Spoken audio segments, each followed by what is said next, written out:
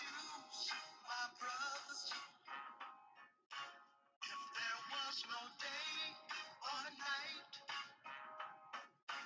Which would you prefer to be right? Good morning, good afternoon, good evening. This is Dr. Soul Brother here with another remedy to help cure some of your ills.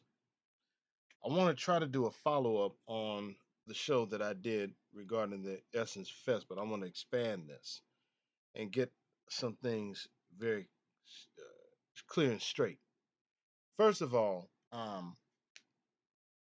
regarding an African or a Caribbean or a non Black American dealing with the Essence Festival or any other thing that uh, relates to Black American history, heritage, and culture, that in and of itself is not a problem as long as that Black foreigner puts some respect on it. We have actually seen historically people who did not have a lineage here put some respect on things as it related to Black American culture. For example, there's a Caribbean um, professor and historian by the name of Arnold Rampersad, I believe is his name, is his pronunciation of his name. I believe he's from Trinidad. He's written books as it relates to Black American figures, such as Jackie Robinson. He wrote a very good, objective book biography on Jackie Robinson. He also wrote, I believe, a two-part biography on Langston Hughes. Um, there are others. I mean, you've got um, J.A. Rogers. Well, J.A. Rogers dealt with, you know, African history, uh, Black American history, etc. J.A. Rogers was originally from Jamaica. Um, Arthur Schomburg, the Puerto Rican, the Afro Puerto Rican brother, dealt with our history. I could go on a list. There's a few others, but see, that was old school folk. And then when you look at, I think I touched upon it in my other show, but I'm gonna bring this up again. People like Esther Rolle, people like Cicely Tyson, Harry Belafonte, Sidney Poitier, Dr. Alvin Poussaint, the psychiatrist who had roots in Haiti. His parents were Haitian. He was New York born and raised, um, and a bunch of others. It was not an issue back in the day. First of all, a lot of us did not know that some of these folk had island roots. But even when it was discovered, it wasn't an issue. You have to ask yourself the question: if it wasn't an issue back in the day, why is it an issue now? Well, it's an issue now because things have changed, unfortunately, uh, on a negative tip. That's why it's going on. And then the other thing is this: I want to talk to some of my folk out there who are um, in their 80s, 70s, 60s, and 50s, and some in their 40s. The ones who are in your 80s, you helped to jumpstart a lot of this craziness by acting as if um, somehow Africans and Caribbeans were superior to Black Americans. That's a fact. Okay, that's a fact. That's not something that is a figment of my imagination. That's very real, and we have receipts for it. A lot of things were happening.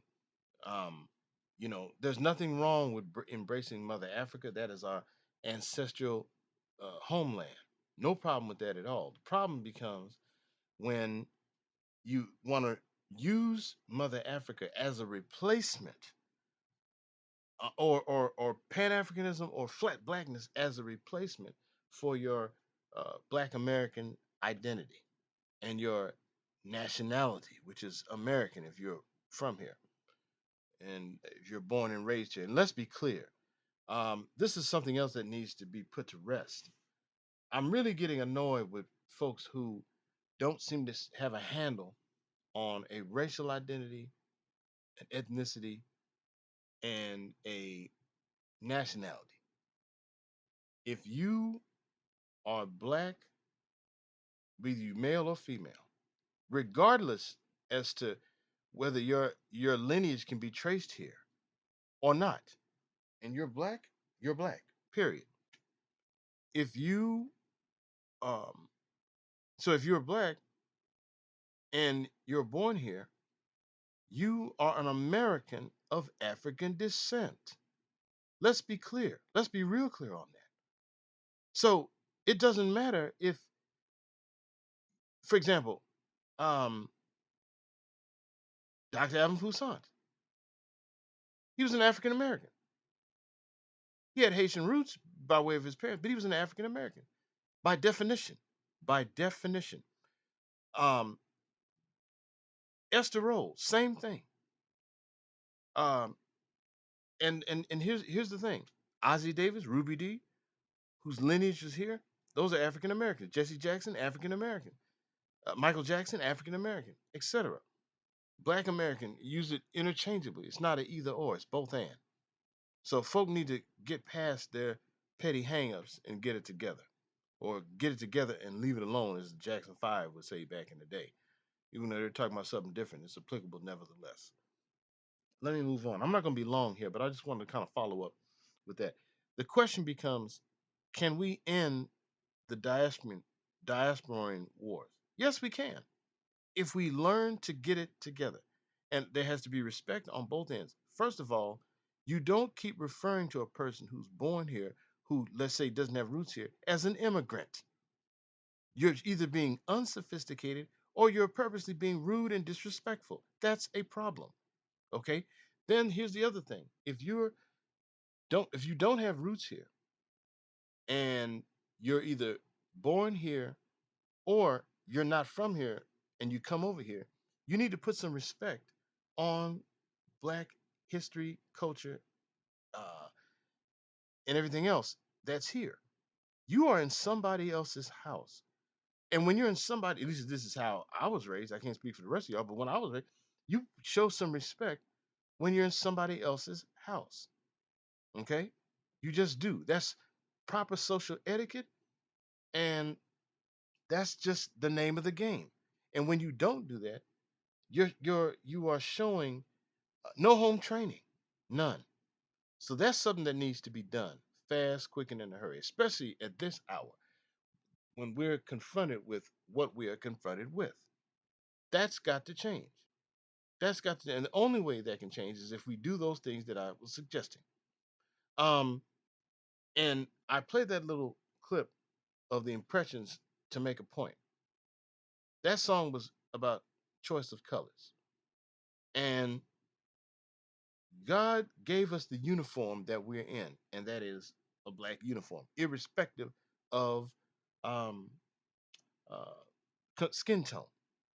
And I don't know about the rest of you, but I know God doesn't make mistakes. So we've got to get it together.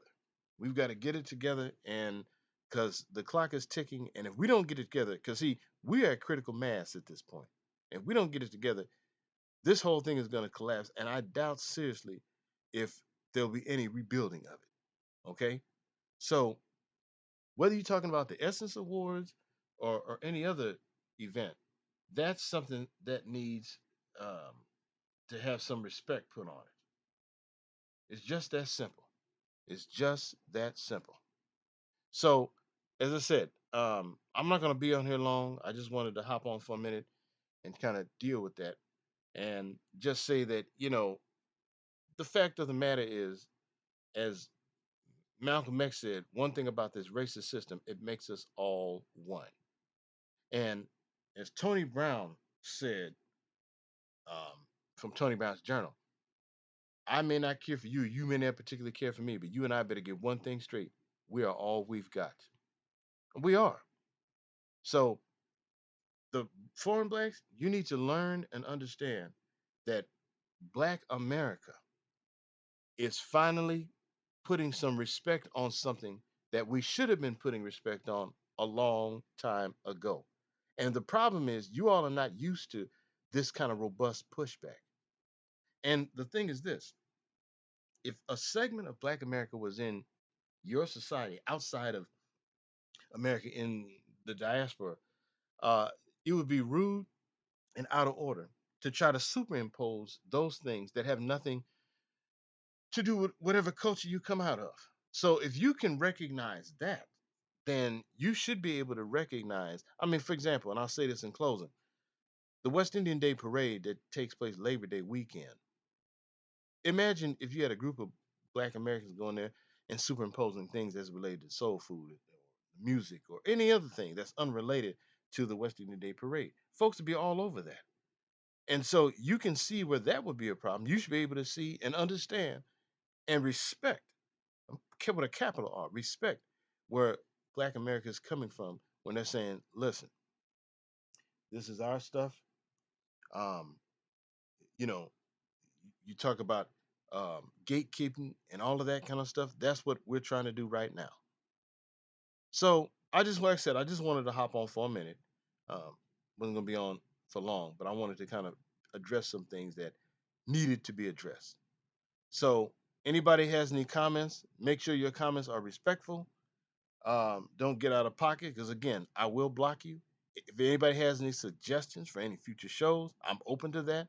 Please, anybody, um, let me know how I can do a live stream where I can engage folk. I'd love to do that, but unfortunately, I said I'm still learning this thing as I go along. So until the next time, God bless.